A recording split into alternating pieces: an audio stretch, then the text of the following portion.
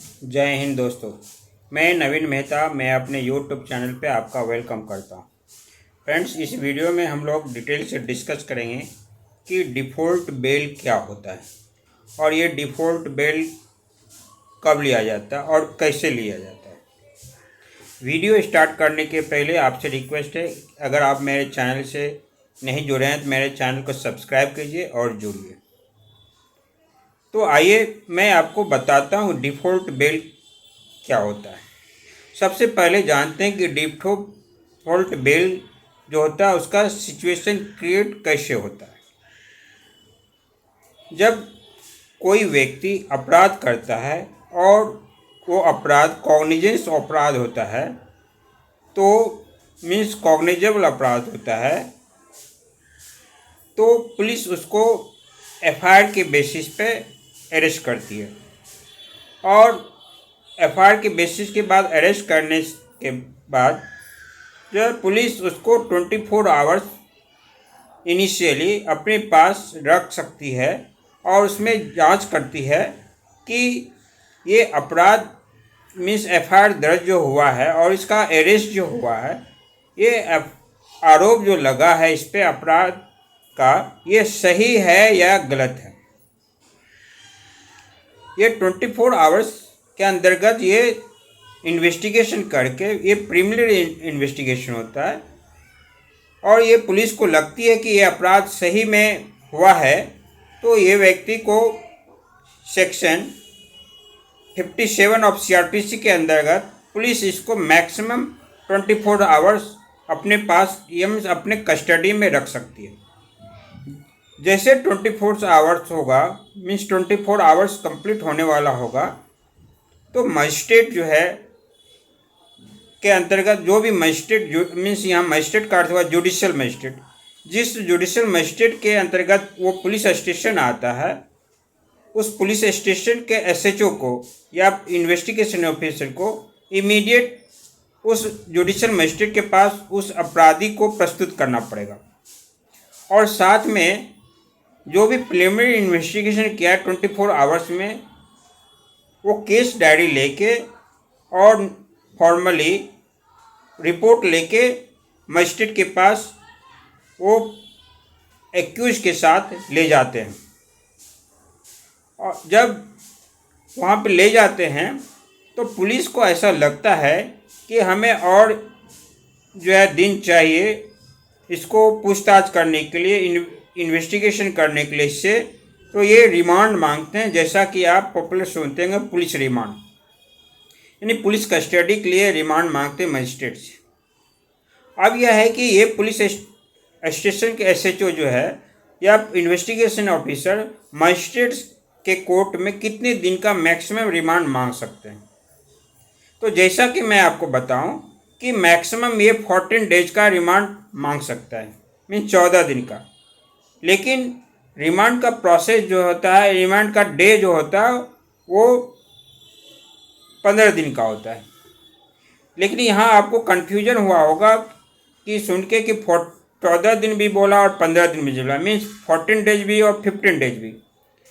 तो judicial magistrate इसको maximum 14 days दे सकते हैं और एक दिन जो है ये इसका काउंट हो जाता है, जो एक पुलिस इन्वेस्टिगेशन ऑफिसर 24 घंटे जो रखा है अपने पास में, तो ये ऐड हो जाता है और 15 डेज हो जाता है। लेकिन मजिस्ट्रेट के पास जब लेके जाते हैं 24 आवर्स के पास, तो मैक्सिमम 14 डेज का मजिस्ट्रेट इसको रिमांड दे सकते हैं। अब जब पुलिस अपने हिसाब, अपने विवेक से या अपने रिक्वायरमेंट के हिसाब से जब रिमांड मांगती है कि हमको 10 डेज का ये चाहिए या 14 डेज का चाहिए, 7 डेज का चाहिए, तो जुडिशियल मजिस्ट्रेट अपना विवेक से या अपने डिस्क्रिप्शन से असेसमेंट करते हैं उस अपराध का और जो इन्वेस्टिगेशन हुआ प्रीलिमिनरी रूप से, कि ये जो है इन्वेस्टिगेशन जो करने के लिए पुलिस मांग रही है कस्टडी, और इस तरह का इन्वेस्टिगेशन करने के लिए इसको इतने दिन का रिक्वायरमेंट होगा या नहीं होगा। अगर जुडिशियल मजिस्ट्रेट को लगता है कि नहीं ये जो 7 डेज का मांग रहा है या फिर 14 डेज का मांग रहा है, तो ज़रूरत होगा तो ये पुलिस कस्टडी में उस एक्यूज को दे देते हैं। अगर पुलिस के द्वारा दिन जो होता है या डे जो होता है वो मजिस्ट्रेट को लगता है कि ये डे जो है ये ज़्यादा मांग रहे हैं, इतना दिन देने की ज़रूरत नहीं है, तो जुडिशल मजिस्ट्रेट अपने विवेक के हिसाब से उतने दिन का पुलिस कस्टडी दे देते हैं। तो फिर पुलिस कस्टडी जो जितने दिन का मिलता है वो पुलिस कस्टडी समाप्त होने के लास्ट डे को फिर जो है पुलिस मीन्स इन्वेस्टिगेशन ऑफिसर या एसएचओ जो है उस एक्यूज को लेके जुडिशियल मजिस्ट्रेट के पास जाते हैं। और जुडिशियल मजिस्ट्रेट के पास जाके अगर पुलिस को मिला था 10 डेज का या 7 डेज का और पुलिस को लगता है कि और हमें चाहिए टाइम, तो जुडिशियल मजिस्ट्रेट से डिमांड करते हैं। अगर जुडिशियल मजिस्ट्रेट को लगता है कि इसे इतने दिन का और चाहिए तो ये दे देते हैं। लेकिन यहाँ पे स्पष्ट क्लियर है कि मैक्सिमम वो कितना बार भी डिमांड दे, लेकिन मैक्सिमम 14 डेज का ही दे सकते हैं। जैसे ही रिमांड डेट ख़त्म होता है जुडिशियल मजिस्ट्रेट के पास ले जाते हैं।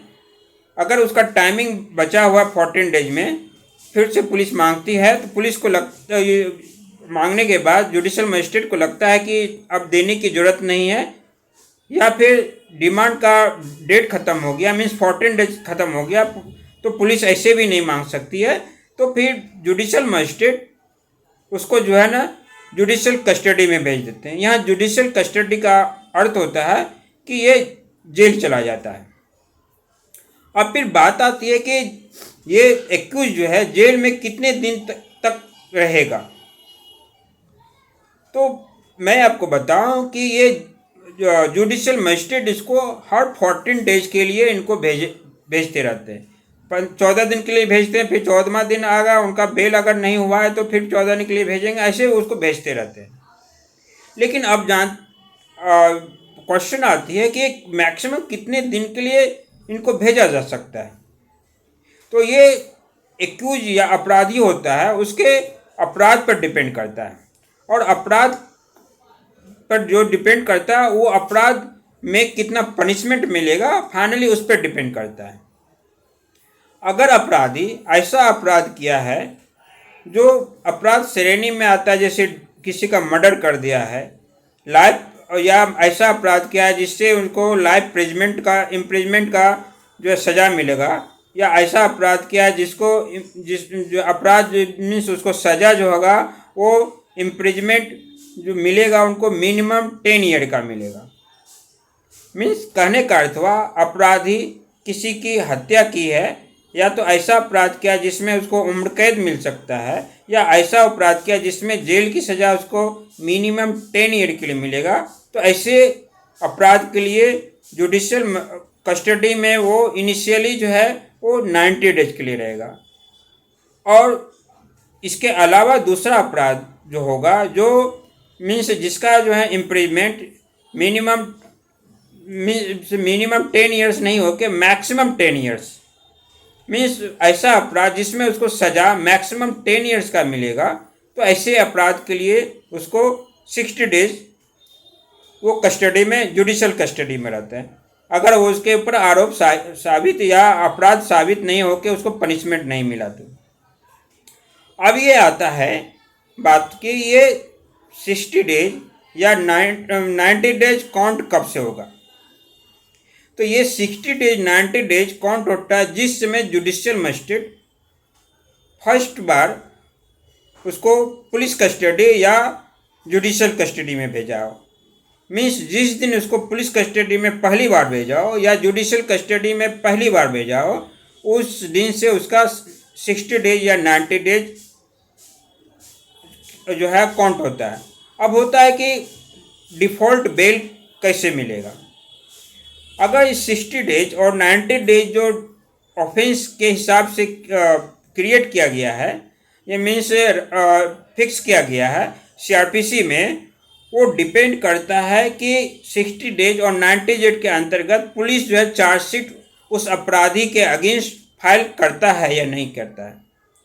अगर पुलिस 60 डेज या 90 डेज के अंतर्गत मीन्स अंदर वो अगर फाइल नहीं करता है तो वो अपराधी डिफ़ॉल्ट बेल लेने के लिए ऑटोमेटिकली योग्य हो जाता है। तो फिर अगर पुलिस चार्जशीट फाइल नहीं किया 60 डेज या 90 डेज में, तो मजिस्ट्रेट जो है जो उनको जो है जुडिशल कस्टडी में मीन्स जेल में भेजा है, उसको इंटीमेट करता है, उसको इन्फॉर्मेशन करता है कि तुम डिफ़ॉल्ट बेल लेने के लिए योग्य हो। तो फिर जो एक्यूज होता है वो जो है अपने एडवोकेट के सहयोग से पुलिस जो उनको जो है जिस मजिस्ट्रेट के सामने रखा पेश किया था और जो मजिस्ट्रेट को जेल में भेजा, उस मजिस्ट्रेट के सामने वो डिफ़ॉल्ट बेल का एप्लीकेशन लगाते हैं। तो फिर मजिस्ट्रेट जो है वो पुलिस स्टेशन को इन्फॉर्म करते हैं कि ये एक्यूज जो है, ये अपराधी जो है डिफ़ॉल्ट बेल के लिए अप्लाई किया है, आपका अपना पक्ष आके रखिए। तो पुलिस की तरफ से पब्लिक प्रोसिक्यूटर उस मजिस्ट्रेट के सामने मीन्स उस कोर्ट में प्रस्तुत होते हैं और एक्यूज का भी कोर्ट एडवोकेट प्रस्तुत होता है और वहाँ पे दोनों की बात सुनी जाती है। अगर मजिस्ट्रेट को लगता है कि जो पब्लिक प्रोसिक्यूटर है मीन्स पुलिस स्टेशन का जो एडवोकेट है वो जो बात रखा है उसके बात को मानने योग्य है और ऐसा अपराधी है कि बाहर जाएगा तो ये दूसरे को भी और ज़्यादा परेशान करेगा, एविडेंस को जो है लॉस करेगा, मीन्स एविडेंस को ये बर्बाद कर सकता है, या फिर जो और वहाँ पे जो है ना पीड़ित परिवार है उसको भी परेशान कर सकता है। तो ऐसे व्यक्ति या ऐसे अपराधी का डिफ़ॉल्ट बिल वो रिजेक्ट कर देते हैं। या फिर ऐसा होता है कि अगर मजिस्ट्रेट को लगता है कि डिफ़ॉल्ट बिल जो अप्लाई किया है एक्यूज वो किसी को लॉस नहीं करेगा, किसी तरह का जो एविडेंस को बर्बाद नहीं करेगा, या जो पीड़ित परिवार है उसको जो है वो वहाँ पे तंग नहीं करेगा, तो मजिस्ट्रेट जो है बॉन्ड भरवा के या सिक्योरिटी लेके उसको जो है बेल पे रिलीज कर देते हैं और उसको बोलते हैं कि टाइम के हिसाब से पुलिस स्टेशन में तुम 15 डेज पे या 7 डेज पे या कोर्ट में तुम हाजिर होना, जो उसको फिर छोड़ देते हैं। तो यही प्रक्रिया है डिफ़ॉल्ट बिल का। तो इस वीडियो में इतना ही। अगर मेरा वीडियो इन्फॉर्मेटिव लगा तो मेरे वीडियो को लाइक कीजिए, शेयर कीजिए, साथ ही मेरे चैनल को सब्सक्राइब कीजिए जिससे कि आप मेरे चैनल से जुड़ सकें। Thank you. भारत माता की जय।